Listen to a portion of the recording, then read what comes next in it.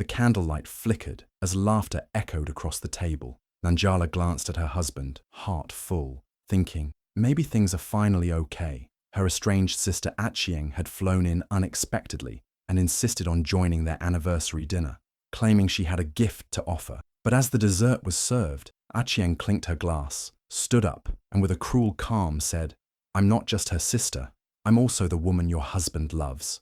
Gasps, broken glass, silence.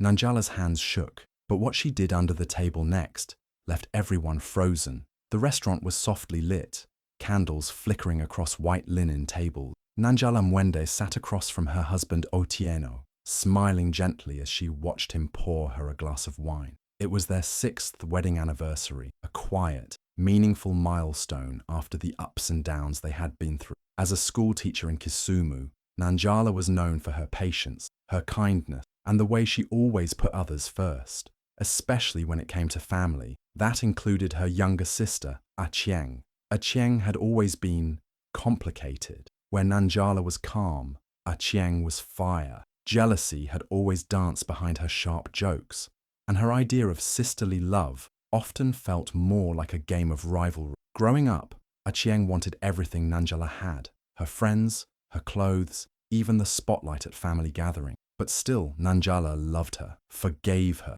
believed in her. So when the waiter pulled out a chair and announced, "Another guest will be joining you," Nanjala's heart skipped. There she was, Achieng, wearing a bold red dress, heels clicking with confidence, and that same too-sweet smile on her face. "Surprise," she said, placing a wrapped box on the table. "I couldn't miss your big day." Otieno looked up, visibly startled, but said nothing. Nanjala blinked, confused, but too polite to question it in front of the staff. She nodded slowly. "Of course. Sit." And just like that, the table for 2 became 3. Achieng slipped into the empty seat beside Otieno, not across from him. She leaned in too closely, laughing a bit too loud at his jokes, brushing his arm when she didn't need to. Nanjala noticed, every detail twisting like a thorn in her gut, but she pushed it down. It was her anniversary. It was supposed to be a good night, so she smiled. She smiled even when the wine kept flowing, even when Achieng said, "I've brought a little surprise later, something special for both of you." Something felt wrong, but Nanjala couldn't name it yet. All she knew was her sister had shown up uninvited, and her heart, so recently healed, had started to tremble again. Achieng sat at the table like she belonged there, her dress hugging her figure just right, her makeup flawless. Every movement was calculated, the way she sipped her wine slowly, the way her smile lingered just a second too long on Otieno's face. She raised her glass and said, "To love, the real kind, the kind that survives storms." Nanjala clinked her glass politely, trying to focus on the man beside her, not the woman across from her. The dinner started off stiff. Nanjala's shoulders were tight, her smile forced. Otieno kept checking his phone, but slowly the wine flowed. Laughter returned in waves. Achieng brought up childhood stories, how she and Nanjala used to sneak mangoes from their neighbor's tree, how they'd play dress-up with old curtains. Nanjala laughed, though the memories tasted bitter now. Something about Achieng's voice made it feel like a performance, a monologue written just for Otieno's ears. Then came the compliments, subtle at first. "Otieno, you've aged like fine wine." She chuckled and touched his arm lightly. Nanjala's eyes narrowed. It wasn't the touch alone, it was how naturally it came, how familiar it looked. Achieng leaned closer, as if they shared an inside joke. "You always did have good taste," she said, giving Nanjala a sly glance. Nanjala felt it, the invisible shift in the room. Her gut twisted. She wanted to believe it was nothing. Maybe Achieng was just trying too hard to be part of the night. Maybe it was just her being Achieng. But the way Otieno shifted in his chair, the faint guilt in his eyes when their glances met, told her otherwise. Still, Nanjala said nothing. She smiled through it, pushed her instincts into a quiet corner of her heart. She had worked hard to trust Otieno again, to believe that the rough days were behind them, that their love was worth holding on to. So she laughed at Achieng's jokes. She sipped her wine. She nodded at the stories. But deep inside, a voice had started whispering, "Something is wrong. Something is very, very wrong." The plates clinked softly as dessert was served. Slices of chocolate cake with raspberry drizzle, Nanjala's favorite. She smiled faintly, hoping the worst was behind her. that the tension she'd felt earlier was just her overthinking. Maybe Achieng just wanted to reconnect. Maybe tonight would close old wounds. But then Achieng tapped her wine glass gently with her spoon. The sound echoed like a bell tolling bad news. Everyone turned. Her smile was poised, almost too calm. "Before we enjoy this delicious cake," she began, "I want to share something. Honest." Nanjala's breath caught in her throat. "I'm not just here to celebrate their love," Achieng continued, voice smooth as silk. "I'm here because Otieno and I, we've been together for a year now." The silence was instant. Nanjala's spoon slipped from her hand and clattered against her plate. Her mouth opened, but no sound came out. Otieno didn't move. He didn't speak. He just sat there, frozen, like a man caught in a dream he couldn't escape. Gasps burst around the table. Nanjala's aunt covered her mouth. Her brother stood up so quickly, his chair nearly fell back. A cousin whispered, "What did she just say?" But Nanjala didn't hear any of it clearly. It was as if the world had turned to static. She looked at Otieno, searching his face for denial, anger, even confusion, anything that could mean this wasn't real. But all she saw was guilt, heavy, loud, unmistakable. Achieng didn't flinch. In fact, she looked proud, smirking, like someone who believed she'd won a prize. She lifted her glass again as if to toast, as if this betrayal was a celebration. Nanjala felt the room tilt. Her heart pounded so loud it drowned out the whispers, the outrage, the chaos. For a moment, she thought she might faint, but she didn't. She sat there, broken, but breathing, and stared at the two people she'd loved most. They had destroyed her, and done it with full confidence she'd stay silent. But deep down, something had shifted. Not just heartbreak, something sharper, something stronger. And as Achieng took her seat again, thinking she had ended everything, she had no idea. She had just started something far more powerful. Plates clattered, voices rose, a storm of disbelief swept through the room. Nanjala sat frozen, eyes wide, heart aching. Her hands trembled in her lap. But then something simple happened. Her napkin slipped off her lap and fluttered to the floor. Almost like an instinct, she bent down to pick it up, desperate for something to focus on, something to ground her. But under the table, her fingers brushed against something strange, soft velvet, taped firmly beneath the wooden edge. Her brows furrowed. She pulled it gently. A small black velvet box. Curiosity cut through the shock. She opened it just enough, and there it was. A ring, but not the ring Otieno had given her 6 years ago. This was new, flashy, meant for someone else, meant for now. And tucked beside it was a tiny recorder, blinking red. It had been recording. She quickly closed the box, slipped it into her purse, and sat back up slowly. The room still buzzed with whispers and questions, but no one had noticed her discovery. Not even Otieno, who was too busy defending himself with broken sentences and guilty eyes. Not even Achieng, who was basking in her dramatic reveal like it was a performance she'd rehearsed for months. Nanjala's face remained still, but her mind was racing. What was on that recording? Why would someone tape a proposal ring under the table? Was Otieno planning to propose to Achieng right here, at their anniversary dinner? Her stomach turned, but she didn't scream. She didn't cry. She simply stood up, adjusted her dress, and cleared her throat.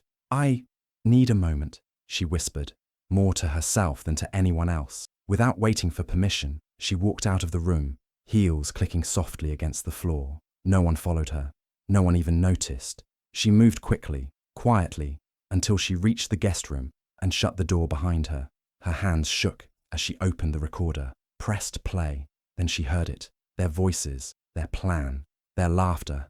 Every word pierced deeper than the last.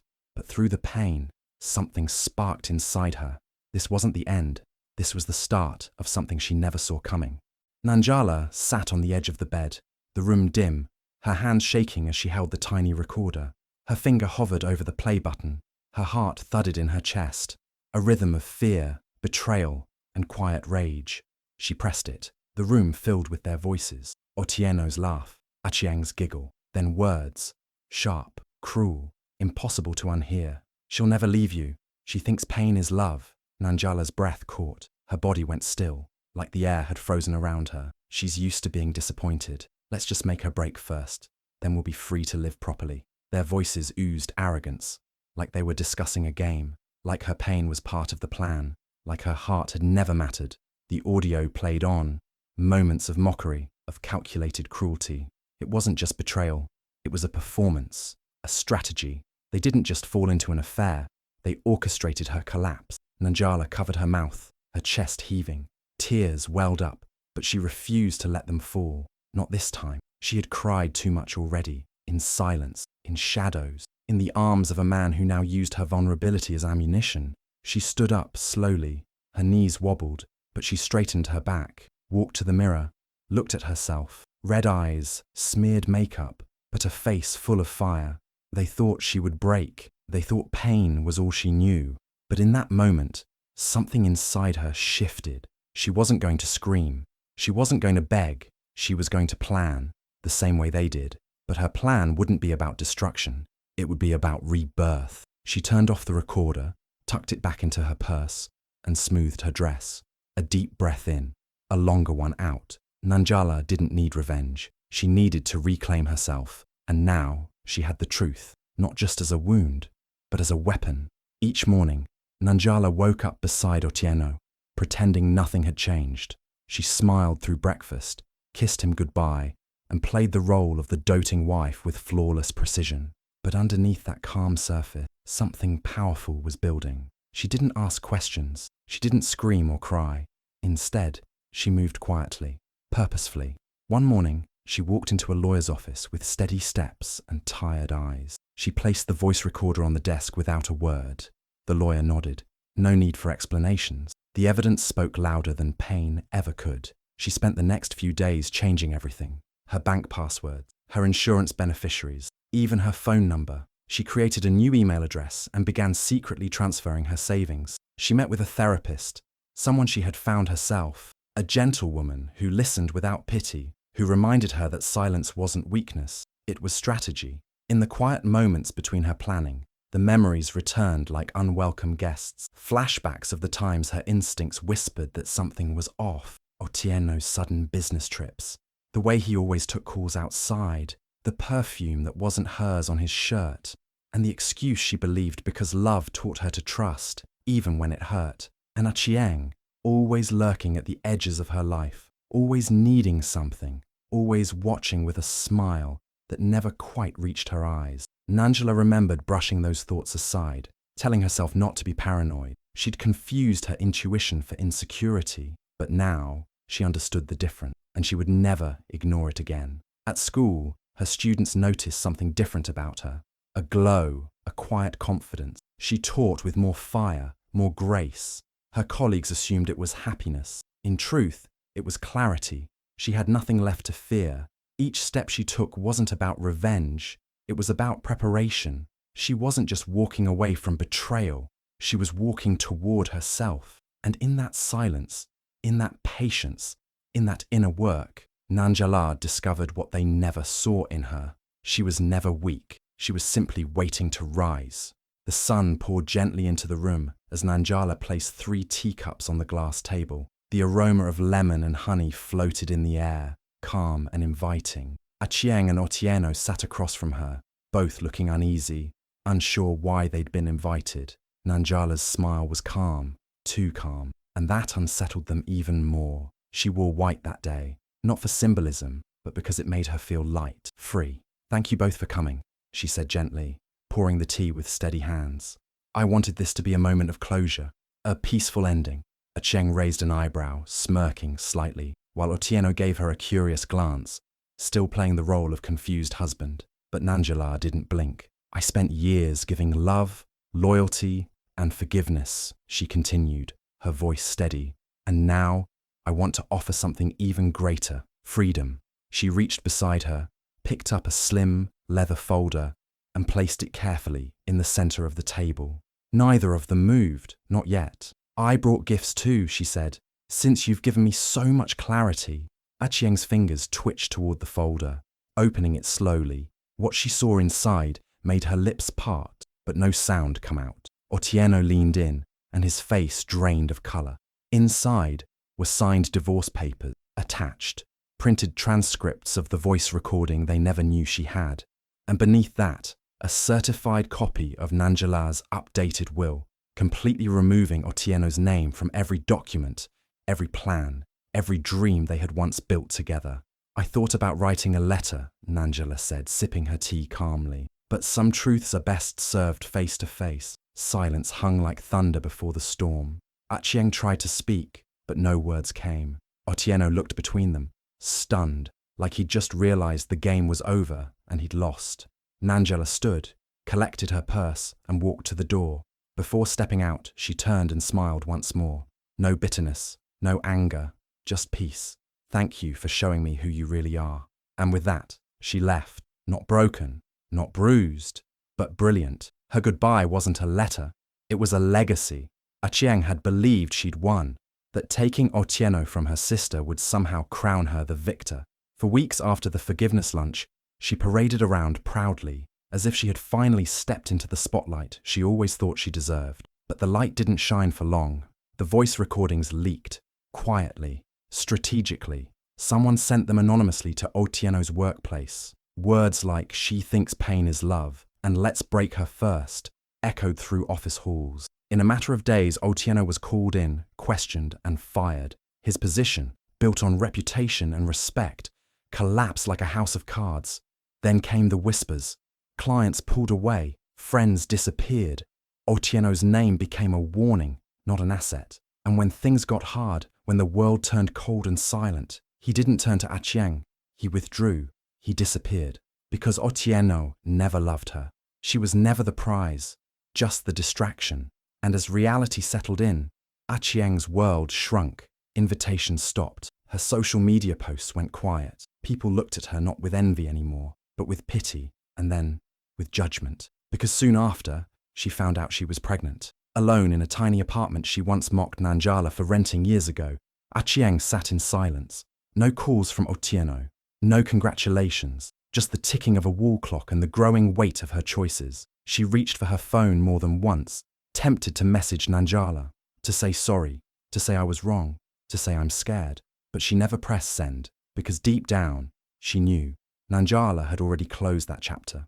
Achieng's fall wasn't dramatic. There were no big scenes or public meltdowns. It was quieter than that. It was the silence of a room no one visits anymore. The emptiness of being invisible in a world she once wanted to conquer. And that was the real punishment. She thought betrayal would bring her power, but all it brought was isolation. No more games, no more spotlights, just loneliness. And a tiny heartbeat inside her reminding her that actions have echoes far beyond what we ever imagine. Nanjala didn't disappear. She didn't break down and vanish like they thought she would. Instead, she did something no one expected. She rose. She packed her bags, left behind the quiet streets of Kisumu, and moved to Nairobi with nothing but her courage and a plan. No more lies, no more pain, just a fresh start. She poured her energy into something bigger than herself, a non-profit for girls who had been hurt like she had, girls who were taught that love meant pain, girls who had lost themselves trying to hold on to people who never valued them. She named it the Bloom Project because that's exactly what she was doing, blooming after the storm. At first, it was just a small office, a few desks, and her voice. But word spread, donations came, volunteers joined, and the girls, they found safety in her story. They saw their own pain in her past, and they found hope in her healing. She spoke at schools, she hosted workshops, and then, one day, a video of her speaking at a girls' empowerment conference went viral. Her voice, firm, calm, full of fire, hit something deep in people. Her words were raw, honest, and real. Soon, she was invited to speak on national television. Cameras, lights, makeup, none of it scared her anymore. She sat on that stage like she belonged there, because she did. She wasn't the broken wife anymore. She was a survivor, a leader, a light for others. And when the host asked her what kept her going, she smiled and said, "I thought the betrayal ended me, but it actually introduced me to the strongest version of myself. My life didn't end. It finally began." The audience clapped. Some cried, but no one looked away. Nanjala had become something powerful, proof that healing is not just possible, but beautiful. She turned her pain into purpose, her silence into strength. And while some people in her past still whispered her name with guilt or regret, she had no time for bitterness, because she was too busy building a future for herself and for every girl who had ever been told to stay quiet. She wasn't just surviving anymore. She was leading. The lights dimmed slightly as Nanjala walked onto the stage, the applause echoing through the auditorium like waves of quiet thunder. She stood tall in her crisp white suit, her face calm but powerful, like a woman who had faced fire and walked out shining. The backdrop behind her glowed with the words, "From betrayal to becoming." As she began to speak, her voice was steady, graceful, and bold. She didn't hold back. She talked about love, loss, betrayal, and the long, silent nights that almost drowned her. She spoke of how being broken open allowed light to enter places she had locked away, how she didn't just heal, she rebuilt. And somewhere near the back of the room, almost hidden in shadow, sat Otieno. He looked smaller than she remembered, his shoulders hunched, eyes hollow, face streaked with quiet tears. No smug smile, no pride, just a man haunted by what he threw away. He clutched the armrest like it was holding him together, and in front of him, the woman he once tried to break was flying. Achieng wasn't there. She never showed. Maybe she couldn't bear it. Or maybe she knew this was a moment not meant for her. The audience was captivated, not blinking, not shifting, just breathing with her. Nanjala paused near the end. Her gaze swept the room, but never lingered on the past. She looked only forward. Then she said, with fire in her voice and peace in her heart, "Betrayal didn't break me. It uncovered the power I never knew I had." The audience erupted into applause. People stood, clapped, even wiped tears. Otieno stayed seated, head bowed. But Nanjala? She walked off the stage with her head high, greeted by people who saw her not as a victim, but as a force, a warrior, a woman who turned the ugliest chapter of her life into her greatest awakening. She didn't look back, because this wasn't about revenge anymore. It was about rise. If this story touched your soul, don't scroll, like, share, and comment. Rise. If you believe every woman deserves to heal, to fight back silently, and to shine louder than her pain. Tag someone who needs to hear this. Follow for more stories that shake the heart and wake the spirit, because sometimes the quietest revenge is becoming unstoppable.